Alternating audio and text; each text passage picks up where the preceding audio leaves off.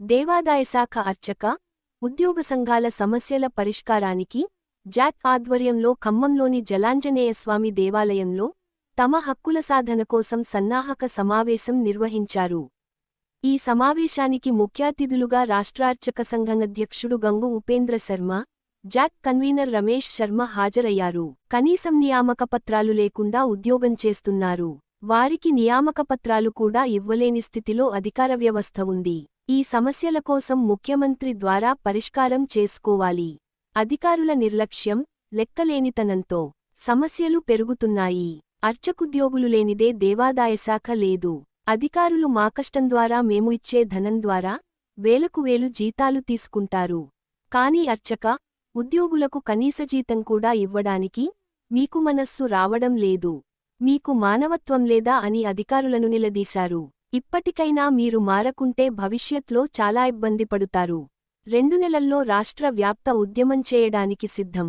121 GO రద్దు చేసే వరకు పోరాటానికి సిద్ధం. ధర్మాన్ని రక్షిస్తూ ధర్మం కోసం పాటుపడుతున్న అర్చక, ఉద్యోగుల కష్టంతో మనుగడ సాగిస్తూ వేధింపులకు గురిచేస్తున్న అధికారులపై చర్యలు తప్పవు. దేవాదాయ శాఖ మంత్రి ఆదేశాలు కూడా అధికారులు పట్టించుకోకపోవడం విడ్డూరంగా ఉంది. అధికారులకు ఒకరకంగా, అర్చక ఉద్యోగులకు ఒకరకంగా జీతాలు ఏమిటి? ఒకే శాఖ, ఒకే జీతం చెల్లించాలి. అవసరం అయితే చట్టసవరణ చేయించాలి. పనిచేస్తున్న అర్చక, ఉద్యోగులకు రెగ్యులర్ చేయాలి. ధూపదీప నైవేద్య అర్చకులకు ఉద్యోగ భద్రత కల్పిస్తూ స్కీమ్ను ఎత్తివేసి 1999 పీఆర్సీ వారికి వర్తింపచేయాలి అని రాష్ట్ర అర్చక సంఘం అధ్యక్షుడు గంగు ఉపేంద్ర శర్మ, జాక్ కన్వీనర్ రమేష్ శర్మ కోరారు.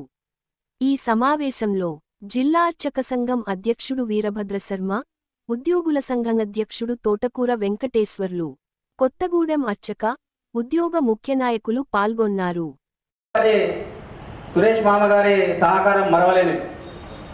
సురేష్ మామగారికి మన దేవాలయ వ్యవస్థతో అప్పటికి ఎటువంటి సంబంధం లేదు. మనకున్న అర్చక ఉద్యోగులందరితో పాటు వారికి ఉన్నటువంటి సాన్నిధ్యం, అనుబంధంతో వారికి ఎటువంటి బెనిఫిట్ రాదని తెలిసినప్పటికీ కూడా పాత్రికేయుడున్న మన కల్చర్ రిపోర్టర్ కీర్తిశేషులు వెంకన్న గారిని ముందు పెట్టి మనకు అన్ని రకాలుగా సహాయ సహకారాలు, ప్రింట్ అండ్ ఎలక్ట్రానిక్ మీడియా సహాయ సహకారాలు అందించి మన సమస్య పరిష్కారానికి వారి సమస్యగా భుజాలను ఎత్తుకొని ఈ సమస్య పరిష్కారానికి మన సమస్యల్ని ప్రింట్ అండ్ ఎలక్ట్రానిక్ మీడియా రాష్ట్ర వ్యాప్తంగా తెలియజేసి రాష్ట్రంలో ఉన్న అర్చక ఉద్యోగులందరికీ ఉత్సాహం అందించినటువంటి వారిద్దరికి ధన్యవాదాలు చెప్తున్నాం.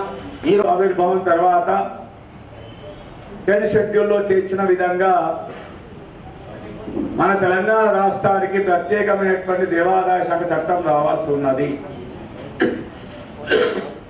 కాబట్టి దాని కొరకు మనం పెద్ద ఎత్తున పోరాటం చేయాల్సిన అవసరం ఉన్నది.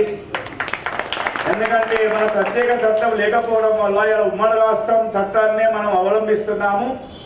అది దేవాదాయ శాఖ అధికారులకు అది కవచంగా మారింది. 87 చట్టం కానీ 2007 చట్టం కానీ వాళ్ళకి అనుకూలంగా మార్చుకొని వాళ్ళు ఇష్టారాజ్యంగా చట్టాన్ని తమ గ్రిప్పుల్లో పెట్టుకొని దాన్ని అనుసరించి వాళ్ళు ప్రవర్తిస్తున్నారు. కాబట్టి ఆ చట్ట సవరణ జరగాల్సిందే. దాని కొరకు మనం పట్టుబడాలి. మా మంత్రి గారికి కూడా చెప్పడం కూడా జరిగింది.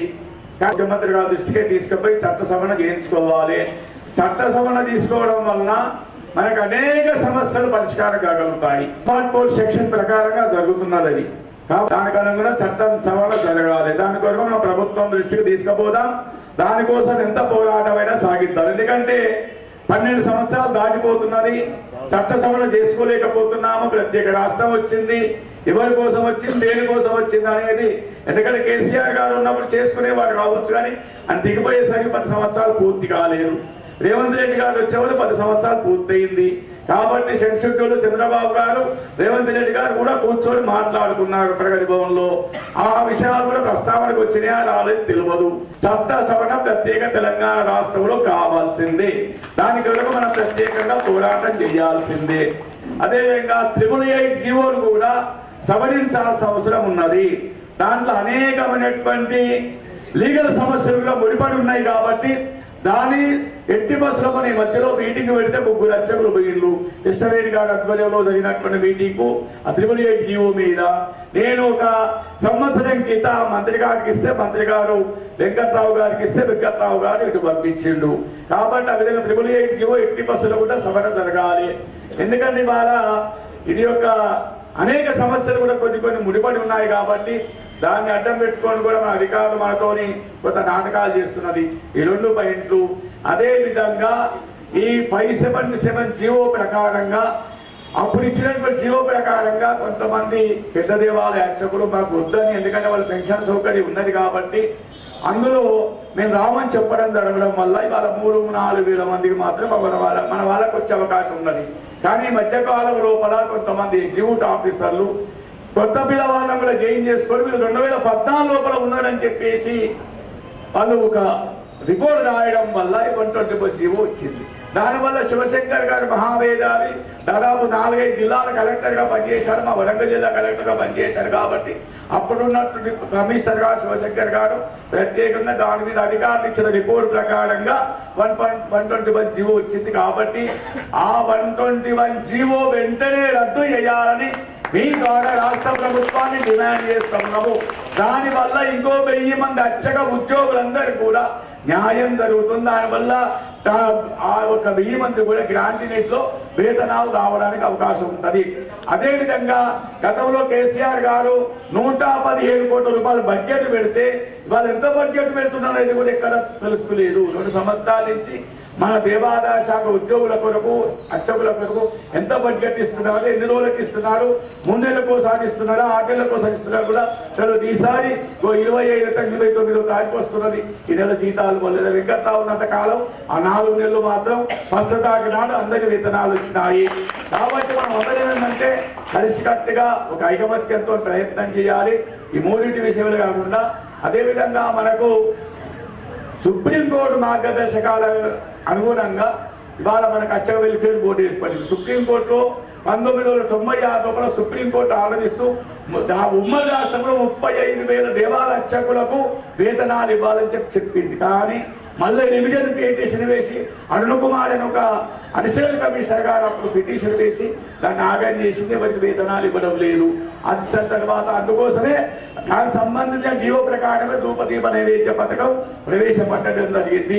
అది కూడా పాపం సుబ్బారావు గారని అప్పుడు ప్రిన్సిపల్ సెక్రటరీగా ఉండి ముఖ్యమంత్రి వైఎస్ రాజశేఖర రెడ్డికి అనుకూలంగా ఉండి మనకు ఆ ప్రయత్నం చేయడం వల్ల దేవాదాయ శాఖ లోపల ధూపదీప నైవేద్యం సెక్షన్ 3 కింద రిజిస్టర్ కాబట్ట దేవాలయాలన్నిటి కూడా వాటిని 3200 మంది దేవాలయాల అర్చకులకు ఉమ్మడి రాష్ట్రం ఇవ్వడం, తర్వాత తెలంగాణ రాష్ట్రం ఏర్పడడం, కేసీఆర్ గారు ముఖ్యమంత్రి కావడం, తెలంగాణ ఉద్యోగంలో మన అందరం కూడా భాగస్వాములు ఇవ్వడం, ప్రత్యేక రాష్ట్రం కొరకు ఆకాంక్ష వెలుగుచ్చినటువంటి మన అందరినీ కూడా ఆయన గౌరవిస్తూ అభిమానిస్తూ మన మీద ప్రేమతోని ఆ విధంగా ధూపదీప నైవేద్య పథకం కూడా ఆ తర్వాత 1800 చేయడం, తర్వాత 3000 చెల్చల చేయడం, వాళ్ళ 6460 దేవాలు ధూపదీప నైవేద్యాలు చేర్చుకోవడం జరిగింది.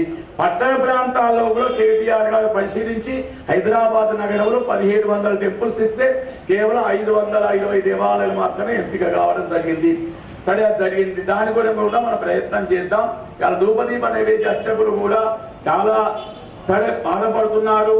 కాబట్టి ముఖ్యంగా ధూపదీప నైవేద్య పథకం స్కీమును కూడా తొలగించాలని చెప్తూ, ఎందుకంటే ఇలా ఉమ్మడి రాష్ట్రంలో దాదాపు 16,000 దేవాలయాలు ఉంటే ఇవాళ తెలంగాణ రాష్ట్రంలో 1600 దేవాలయాలు మాత్రమే ఉన్నాయి. ఇవాళ దేవాదాయ శాఖ మనుగడ ఎట్లా సాగించగలుగుతుంది, అది ఆలోచన చేయాల్సిన అవసరం ఉన్నది. ఎందుకంటే ఇవాళ ఒక ఆంధ్ర ప్రాంతంలో 16,000 దేవాలయాల వల్ల 10,000 కోట్ల రూపాయల కంట్రిబ్యూషన్ వస్తున్నది. ఇక్కడ ఎంత వస్తున్నదో తెలపాల్సిన అవసరం ఉంది. దాని మీద ఒక శ్వేతపత్రం విడుదల చేయాలని చెప్పేసి దేవాదాయ శాఖ అధికారులు విజ్ఞప్తి చేస్తున్నా. ఆదాయం ఎంత వస్తున్నా 4-5 పెద్ద దేవాలయాలు తప్పితే వేరే దేవాలయాల కంట్రిబ్యూషన్ ఎక్కువ సంఖ్యలో చెల్లించే దేవాలయాలు కూడా లేవు. కాబట్టి అన్ని దేవాలయాలు కూడా మా దివ్యా శర్మ చెప్పినట్టు ఒకే గురువు కింద తీసుకువచ్చి ఒకే శాఖ విధానాన్ని అవలంబించడం వల్ల అందరికీ సమన్వయం జరుగుతుందని చెప్పేసి నేను తెలియజేస్తూ, ముఖ్యంగా 121 జీవో రద్దు చేయాల్సిందే. దాని కొరకు రాష్ట్ర ముఖ్యమంత్రి గారిని ఒప్పిస్తా. ఒక మార్చి నెలలో మాత్రం రాష్ట్ర వ్యాప్తంగా ముఖ్యమంత్రి గారిని తీసుకువచ్చి ఒక 5-6 వేల మంది అర్చకులు కనుక తగిలి వస్తే తప్పకుండా ముఖ్యమంత్రి గారు ఆ సమావేశంలో మనకు అన్ని కార్యక్రమాలు, రేవంత్ రెడ్డి కూడా ఆధ్యాత్మికవేత్త, ఒక RSS భావాలు కలిగినటువంటి వ్యక్తి, హిందుత్వ భావాలు కలిగినటువంటి వ్యక్తి కాబట్టి వారి ఆధ్వర్యం లోపల తప్పకుండా మరోసారి మనం విజయం సాధించడానికి సిద్ధమవుదాం. లేదా మరో పోరాటానికి కూడా మనం సిద్ధంగా ఉన్నామని చెప్పి తెలియజేస్తున్నాము. అదేవిధంగా పెన్షన్ విషయం లోపల మాత్రం అర్చక వెల్ఫేర్లో దాదాపు ఇప్పుడు 300 కోట్ల రూపాయలు ఉన్నాయి. సంవత్సరానికి 1 కోటి రూపాయలు కూడా పంచడం లేదు. వడ్డీల ద్వారా 7 కోట్ల రూపాయలు వస్తే మన వివిధ దేవాలయాల ద్వారా 7 కోట్ల రూపాయలు వస్తున్నాయి. మొత్తం 14 కోట్ల రూపాయలు 10 సంవత్సరం జమైతున్నా సంవత్సరానికి 1 కోటి రూపాయలు కూడా ఖర్చు పెట్టడం లేదు. కాబట్టి దీని విషయం లోపల సమగ్రమైన అర్చక వెల్ఫేర్ బోర్డు ఉన్నది. కానీ ఆ అర్చక వెల్ఫేర్ లో కొన్ని సమస్యలు పరిష్కారమైనా కూడా చాలా సమస్యలు పరిష్కారం ఉన్నాయి.